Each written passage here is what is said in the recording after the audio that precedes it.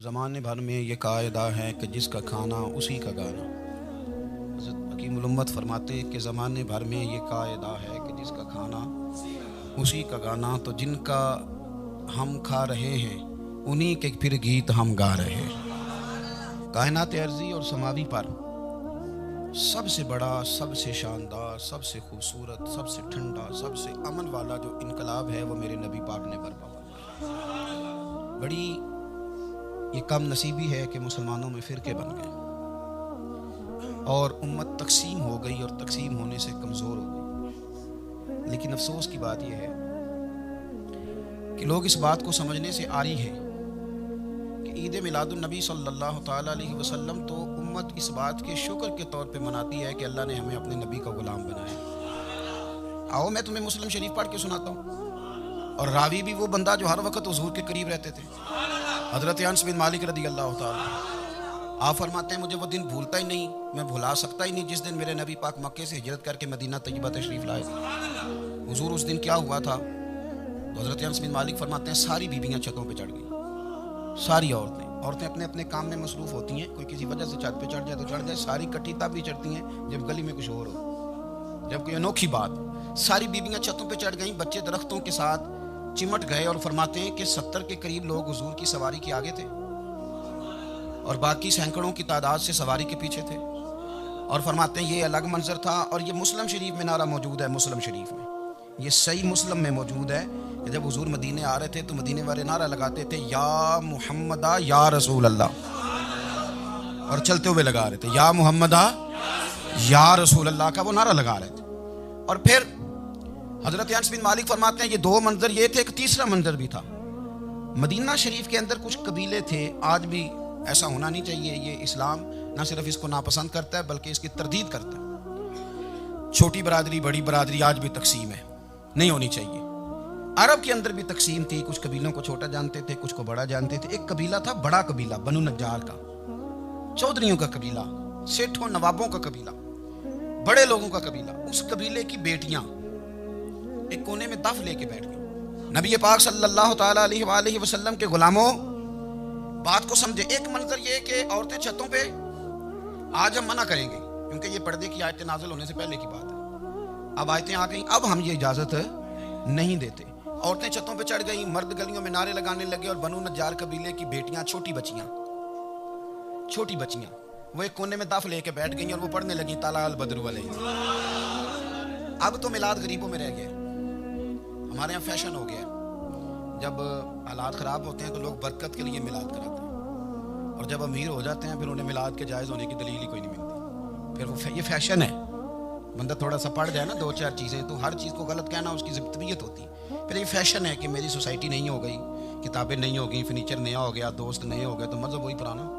ओए होए, कोई तरक्की करनी चाहिए। लोग तरक्की करते हैं बेचारे, और जिनके पीछे 10 नस्लें और 50 नस्लें मिलाद मनाती आने को तो नहीं दलील कोई नहीं मिली।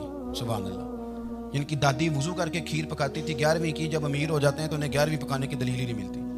अब आप अमीर हो गए मेरे भाई, आपका फैशन है, ये तबीयत का हिस्सा है।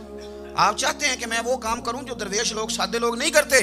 तुम अपने मामलात को बचाने के लिए नारे लगाओ तो तुम्हारे पास सारी दलीलें हैं, लेकिन ये तुम्हारा नसीबा है कि तुम झूठों के नारे लगाते हो। लेकिन ये गरीबों का नसीबा है कि मिलाद वाले रसूल का नारा लगा। ये गरीब का हिस्सा है। लेकिन वो बनु नज्जार की बच्चियां गरीब नहीं अमीर घराने से थी। उन्होंने जब बात की उसको हफीज जलंधरी ने लिखा।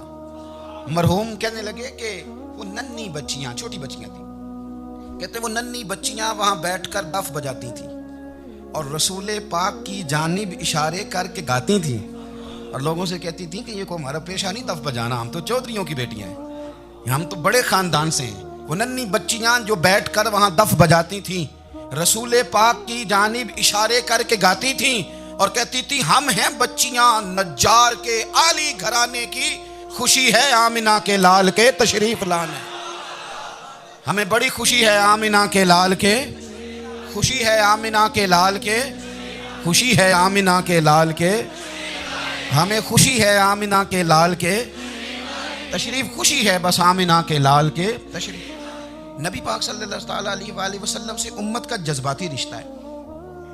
ये पहले दिन से ही अबू जाल कब मना करता था किसी मुसलमान को कि खाना काबा में नमाज ना पढ़ो, कहता पढ़ो, हज़रत सुहैब इब्ने सन्नान रूमी से उसने कहा कि आप अपने तरीके के मुताबिक, मुसलमानों के तरीके के मुताबिक काबे के अंदर नमाज पढ़ें, जो मर्जी करें। और रोकते तो वो नबी पाक के करीब जाने से थे। वो मंडियों में बैठ जाते थे, हुजूर के करीब ना जाना, हुजूर के करीब ना जाना, हुजूर के करीब ना जाना। मेरी बात को आप समझे और हमेशा याद रखें, उम्मत का नबी पाक से जज्बाती रिश्ता, जज्बाती, ये जो रसूलुल्लाह की उम्मत है ये गुनहगार हो सकती है पर अपने नबी की गद्दार नहीं होती। मैं आपको सही कह रहा हूँ। मेरे क्लीन शेव नौजवान के कान में आप जाके कहें नबी पाक, चाहे उसने नमाज ना पढ़ी हो, चाहे उसने दाढ़ी ना रखी हो, आप हुजूर का नाम लें, उसके रोंगटे खड़े हो जाते हैं, उसकी तबीयत, उसका दिल धक धक करता है, उसकी एक एक रूह से मोहम्मद मोहम्मद की आवाज़ें निकलती। ये फैज़ है रसूल पाक का और ये करम है अल्लाह का इस उम्मत के साथ। अमीर मिल्लत पीर जमात अली शाह साहब मुहद्दिस अली पूरी फरमाते हैं, एक जगह हिंदुओं का जलसा था, हिंदू पंडित तकरीर कर रहा था, उसने नबी पाक सल्लल्लाहु अलैहि वसल्लम की शान में माज़ अल्लाह को बेअदबी कर दी। मुसलमान थे ही नहीं, एक मुसलमान था, वो मलंग नहीं होते दौरी डंडे वाले, उसके पर रंगीन डंडा था, वो कहीं दूर बैठा था। तो उसने सुन ली, स्पीकर चल रहा था, तो वो डंडा लेके तो स्टेज पे चढ़ आया। वो कहता मैंने पंडित के सर में मारा एक ही है, पर मारा जरा सही करके। और ढेर हो गया, लोगों ने गिरफ्तार कर लिया, जेल में चला गया। पीर साहब कहते मैं मिलने गया, बंदे को बिस्मिल्लाह भी सीधी नहीं पढ़नी आती, सूरत इखलास भी ठीक नहीं आती, रब्बना आती ना दुआ नहीं कर सकता, मलंग है। मैं मिलने गया और मैंने कहा यार ना तू नमाज पढ़े, ना दाढ़ी रखे, ना तू मस्जिद जाए, पर तूने कमाल कर दी।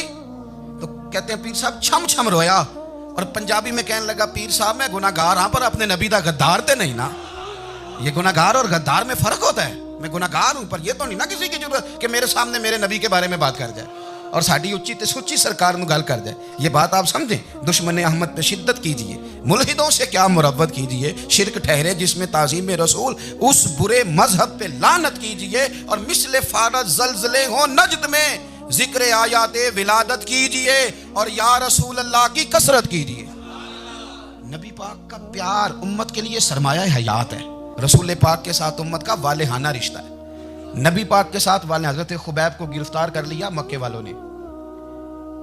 उस वक्त गुर्बत थी इस्लाम पर, मक्के में सारे लोग इकट्ठे हो गए और चौक में फांसी देने लगे हजरत खुबैब को। कहना आसान है, करना बड़ा मुश्किल है। बंदा जेल में उलझ जाए तो मैंने बड़े बड़े सियाने लोग माफिया मांगते देखे, बड़े बड़े लोग कहते देखे हैं कि ये काम बड़ा, कह दे तन्हाई बजाते खुद एक मुसीबत है। आपको अकेला रहना पड़ जाए ना, ये लॉकडाउन हुआ है तो लोग नफसियाती मरीज बन गए। अकेले रहना, तन्हा रहना कोई छोटा काम है। हजरत खुबैब अकेले और मक्के का दौर और चारों जानिब काफर, और चौक में जब फांसी पे लटकाया जाने लगा तो अबू सुफियान बोले और बोल के कहने लगे, यार बंदा कोई काम करके बड़ा पछताता भी है, यार नतीजा क्या निकला? तो माज़अल्लाह आपका भी नतीजा तो फांसी है, तो आपका क्या ख्याल है? ये आप यकीन करें कि लोग सही सही साथ चलते हैं, थोड़ी सी दुश्वारी उठानी पड़ जाए तो कहते हैं मैं गाड़ी ठीक था, पर इन्हीं पत्थरों पे चल के अगर आ सको तो आओ। मेरे घर के रास्ते में कोई कहकशा नहीं है। लोग ना मीठा मीठा खाना चाहते हैं, थोड़ा कड़वा आ जाए तो मुसीबत बन जाती है। कहते हैं सारे फलाने से प्यार करेंगे तो मैं करूंगा, सारे मुखालफत भी करेंगे तो हम इंशाल्लाह प्यार ही करेंगे। ये क्या बात हुई कि हम जमाने का रंग देख के चलेंगे? अब बाद लोग पछता रहे होते। हजरत खुबैब से कहा, अबू सुफियान ने अभी कलमा नहीं पढ़ते थे, कहने लगे तू इस वक्त फांसी पर लटक रहा है और तेरे नबी मदीने में और आराम में और उनके सहाबा आराम में, अहले बैत घर में। तेरे ज़हन में अगर इस वक्त यह बात हो कि इस वक्त तेरी जगह पे वो होते माज़अल्लाह, तो फिर क्या होता? मजमा गैरों का, इलाका गैरों का। ये टाइम आया था अब नारा रिसालत लगाने का। अब टाइम आया हजरत खुबैब ने नारा रिसालत लगाना है, पर लगाना किस तरह है कि काफिर याद रखें। हजरत खुबैब से कहने लगे अगर तेरी जगह हुजूर होते तो फिर तेरा क्या ख्याल है माज़अल्लाह? तो हजरत खुबैब कहने लगे तुम अभी भी नहीं समझे। ठीक है मैं मक्के में अकेला हूँ, सारे लोग मदीने में हैं, पर मैं पछता नहीं रहा, मैं तो फख्र कर रहा हूँ। मैं फख्र कर रहा हूँ इसलिए कि चोरी करके जान नहीं दे रहा, मदीने वाले की इज्जत पे जान दे रहा हूँ।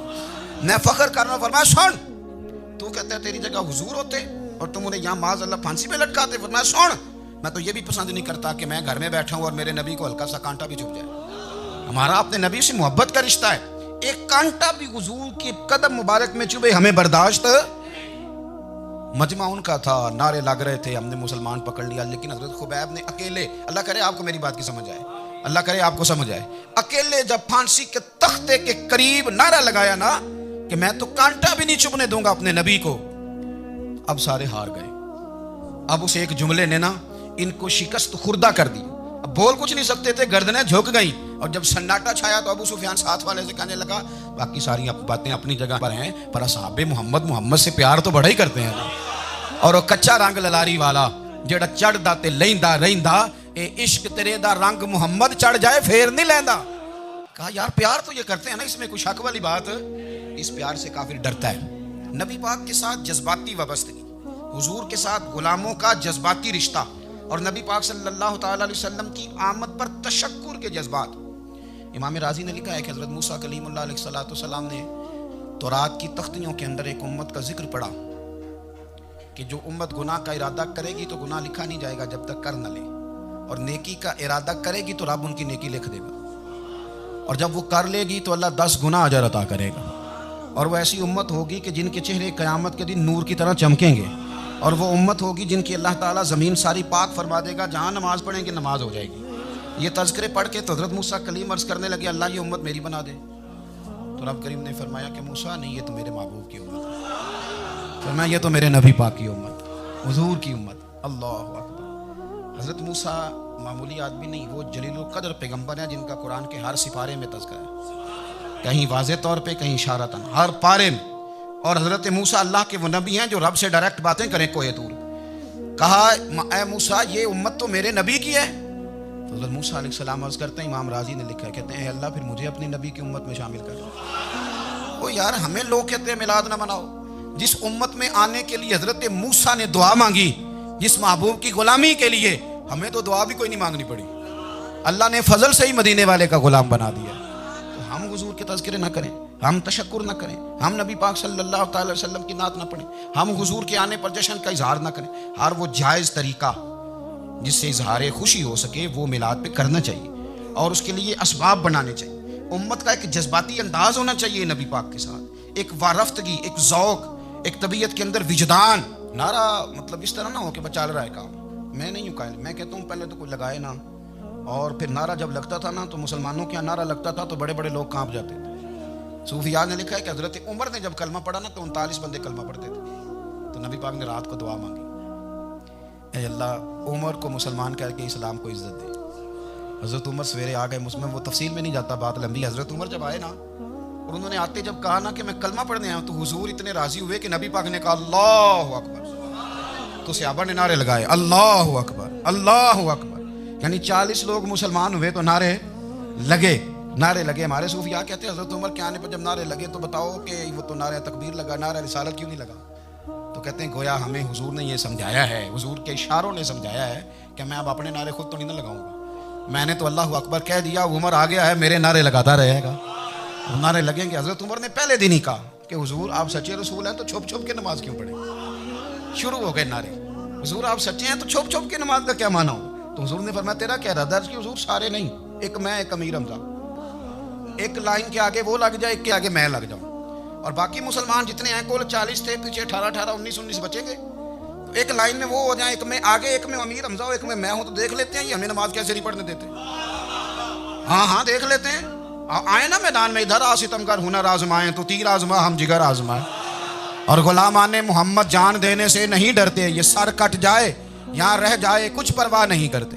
फरमाया भी पता चल जाता है ना, एक लाइन में हज़रत अमीर हमजा हो गए, एक में हज़रत उमर हो गए। पहले ये मारते थे, जो हरम शरीफ में मुसलमानों के तरीके पे नमाज पढ़ता था, ये जुलूसों की बड़ी बरकत है, अंदर बैठे रहे ना चुप करके, निकल जाएं तो पता कुछ भी नहीं चलता। जब निकलते हैं ना लोग कहते हैं जुलूस क्या माना है, तो मैं बताता हूँ ना जुलूस का माना क्या है। हज़रत उमर ने बाहर निकले 2 लाइनों का जुलूस, लंबा भी कोई नहीं, बंदे भी 40, और जनाब फारूक आज़म बाहर निकले तो उमर का नारा, उमर का। हज़रत उमर ने यूं करके आस्तीने बाजू की चढ़ा ली, और अपने गले में जो उनके रुमाल था ना उसको यूं सीने पे बांधा, और इस हाथ में तलवार थी तो यूं करके बाहर लहराई, कहने लगे मक्के के काफिरों इधर आओ मेरे सामने।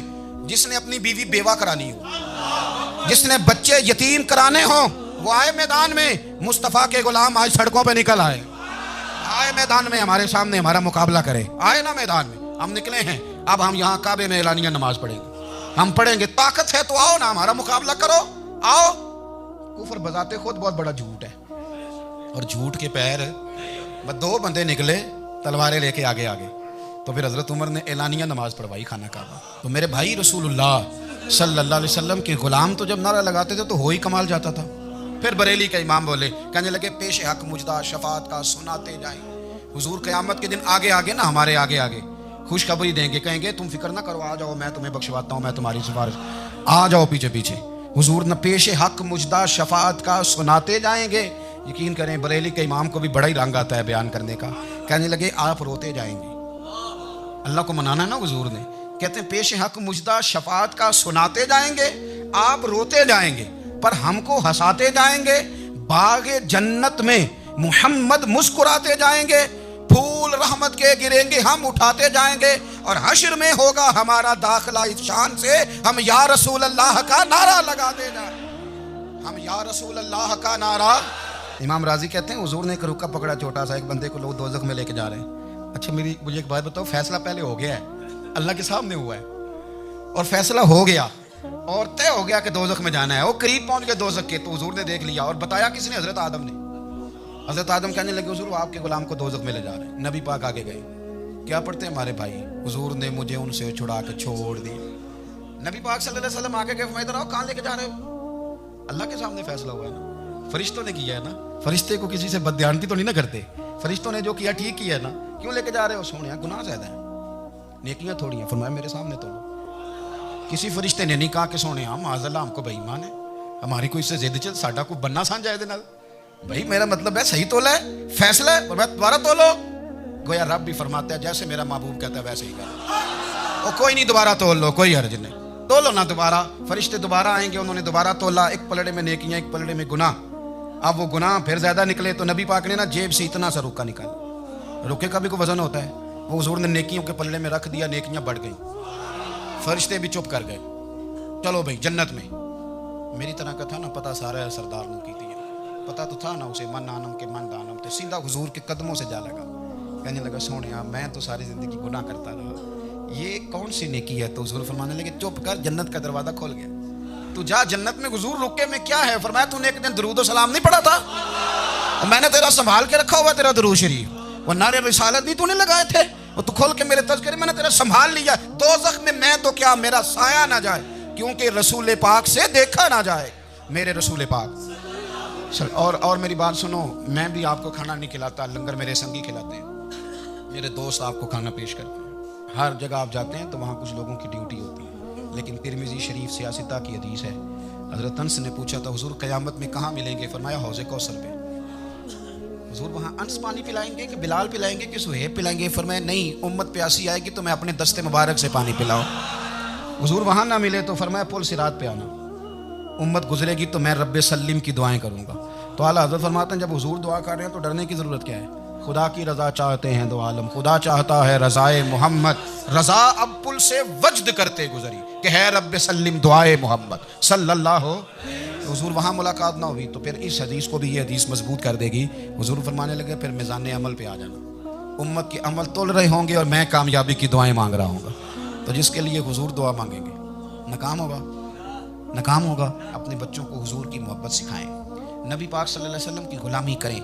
आपका रिश्ता नबी पाक के साथ मजबूत होना चाहिए, आपके ताल्लुकात हुजूर के साथ मजबूत होने चाहिए। और आपने दाएं बाएं नहीं देखना कि प्रोपेगेंडा क्या है, लोग क्या कह रहे हैं। लोगों को देख के जो लोग रास्ता बनाते हैं वो पीछे रह जाते हैं।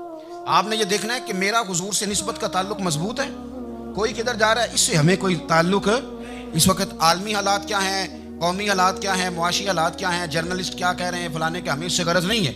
हमें तो इतना पता है कि हमने अपने नबी को राज़ी करना है। तो इसलिए खूबसूरत महाफिल का जिक्र करें।